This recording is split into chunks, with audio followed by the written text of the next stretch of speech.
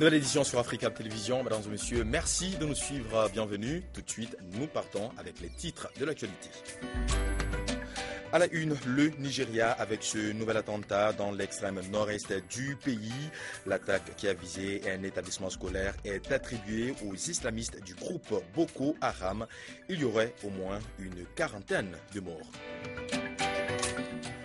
Le Gabon a porté plainte ce lundi contre Pierre Péan pour des propos gravement diffamatoires tenus dans son livre Nouvelle affaire africaine, un ouvrage dans lequel le journaliste accuse le président Ali Bongo de falsification de documents. Le kamikaze était déguisé en lycéen dans le nord-est du Nigeria. Un établissement scolaire a été visé par un attentat suicide. Le bilan est très lourd. Au moins une quarantaine de personnes tuées. Pour les autorités nigérianes, le mode opératoire est celui de Boko Haram. Le kamikaze était déguisé en élève, un uniforme de l'établissement sur le dos. Il a fait exploser sa charge dans ce lycée pour garçons à Potiskum, dans le nord-est du Nigeria. On a vu beaucoup de corps éparpillés, impossibles à identifier. Beaucoup de victimes donc. Beaucoup de gens sont venus secourir les blessés. Les victimes ont été transportées et soignées dans l'hôpital général de la ville, situé à 100 mètres à peine du lieu de l'explosion. L'attentat a été attribué à Boko Haram, très présent dans la région. Potiskum est la capitale économique de l'un des 3 États où la loi martiale a été instaurée il y a 1 an et demi pour faire face aux attaques de ce groupe islamiste. Boko Haram dit se battre contre l'éducation occidentale. Il multiplie les enlèvements et les tueries.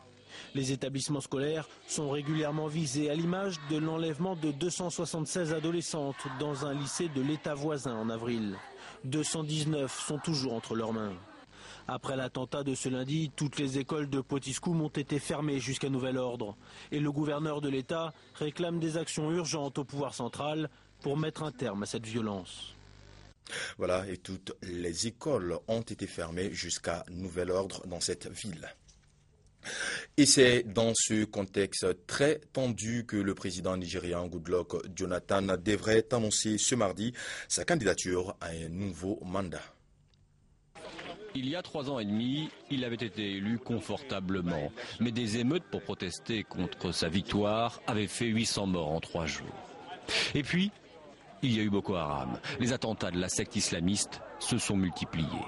Goodluck Jonathan est très critiqué pour n'avoir pas su juguler cette insurrection qui a fait plus de 10 000 morts ces 5 dernières années. Lors d'un entretien exclusif accordé à France 24, il s'était justifié. Leur armement puissant ne peut pas venir de la population locale. Il vient d'ailleurs. Comment ils financent ces armes? Nous pensons qu'un grand nombre de combattants viennent de l'extérieur du pays. L'instrumentalisation de la religion est d'ailleurs un facteur de division au Nigeria, dont les 170 millions d'habitants se partagent à peu près pour moitié entre chrétiens et musulmans. Et une polémique a éclaté au sein du PDP, le parti de Goodluck Jonathan. Une règle tacite voulait en effet qu'après Jonathan, qui est un chrétien du Sud, ce soit au tour d'un musulman du Nord de se porter candidat. Autre critique à l'encontre de Goodluck Jonathan, la corruption et le vol de pétrole organisé dans le premier pays producteur d'Afrique. Mais dans le même temps, le Nigeria voit se développer une classe moyenne et profite d'une croissance annuelle très forte de l'ordre de 7%. Nous vous parlions hier de cette visite du président mauritanien au Burkina Faso. Le président en exercice de l'Union africaine, Mohamed Ould Abdelaziz, a tenu une rencontre hier avec le lieutenant-colonel Zida et d'autres acteurs de la transition. Mohamed Ould Abdelaziz a réaffirmé l'engagement de l'Union africaine à soutenir le Burkina Faso pour une sortie de crise paisible. On l'écoute.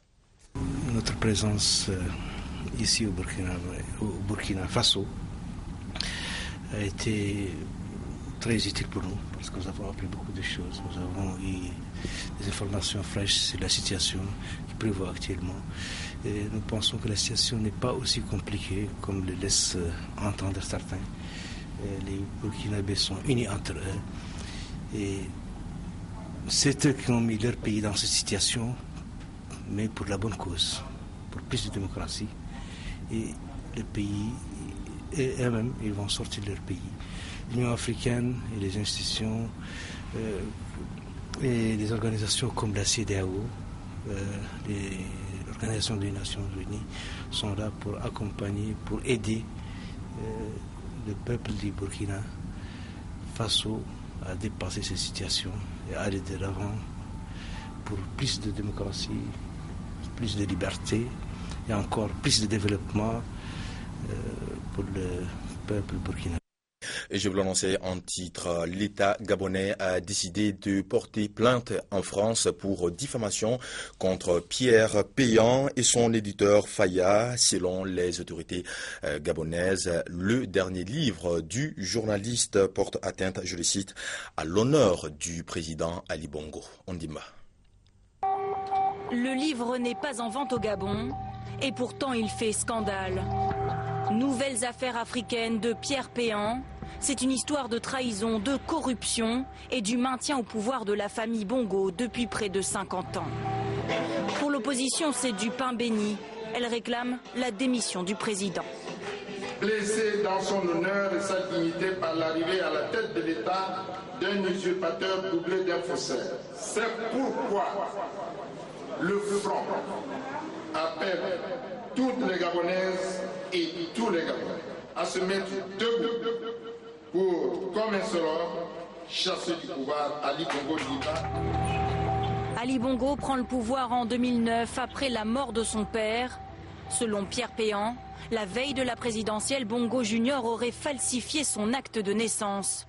Le journaliste français écrit « Né dans l'ex-province nigériane du Biafra, Ali fut recueilli à Libreville. » Pierre Péan souligne, Ali Bongo ne pouvait pas prétendre au poste de président s'il n'était pas né au Gabon. En déplacement à Paris et au micro de France 24, le porte-parole du président nie en bloc. Les manifestations que prépare l'opposition montrent bien qu'il y a autour de cela une volonté de chercher à déstabiliser un pays. Et M. Péan a prêté sa plume à l'opposition gabonaise pour chercher à salir l'honneur d'un pays, l'honneur d'un peuple. L'État gabonais a décidé de porter plainte contre Pierre Péan et son éditeur pour diffamation. Et cette histoire incroyable à présent au Mali, alors que certains remuent ciel et terre pour en avoir, d'autres s'en débarrassent bien sûr de leur bébé. L'histoire s'est produite hier à Bamako, dans la commune 5.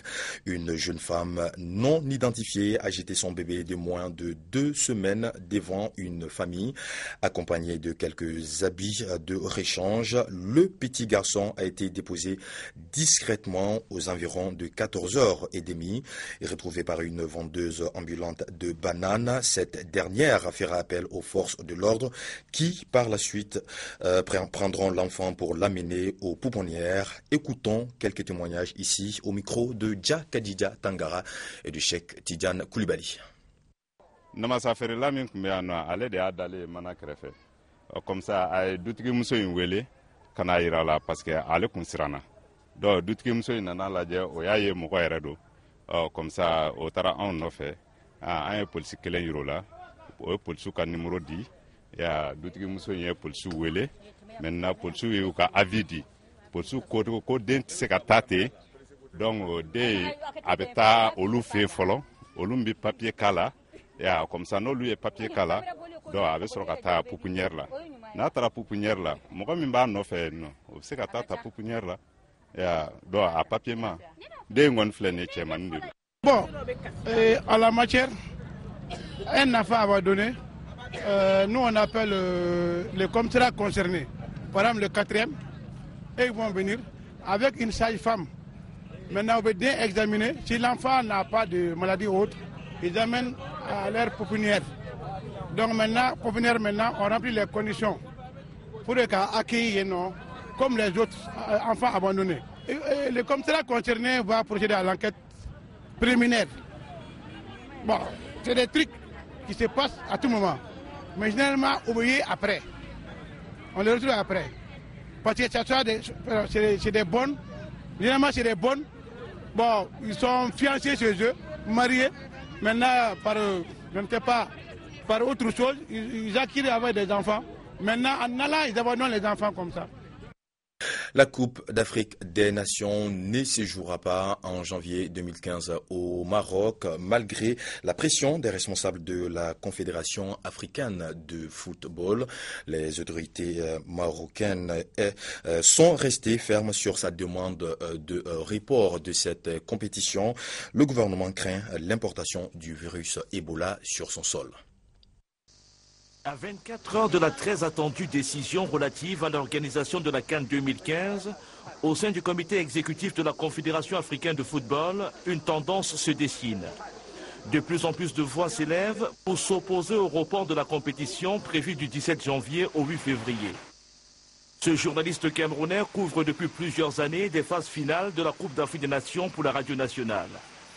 Comme certains membres de la CAF, il estime que le report de la CAN 2015 pourrait priver l'instance tutélaire du football africain de ressources vitales. Ce report, à mon sens, aurait des conséquences lourdes, aussi bien pour le pays organisateur que pour les pays participants, parce que programmer un événement de cette envergure de longue date et brutalement le reporter serait suicidaire pour toutes les parties. Dimanche, le Maroc a indiqué qu'il croyait encore en la possibilité d'un dialogue avec la Confédération africaine de football. Mais Rabat maintient sa requête de report de la CAN de janvier 2015 à janvier 2016 en raison de l'épidémie d'Ebola. Sa décision communiquée samedi à la CAF est très commentée dans les milieux du football amateur sur le continent. En Côte d'Ivoire, la polémique enfle.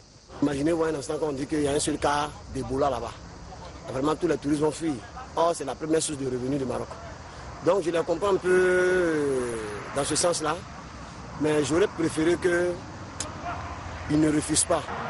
En attendant la fin mardi de l'imbroglio autour de la CAN 2015, les sélections africaines poursuivent de manière imperturbable leur préparation. Ce week-end vont se disputer les matchs comptant pour la 5e journée des éliminatoires de la prochaine phase finale de la Coupe d'Afrique des Nations.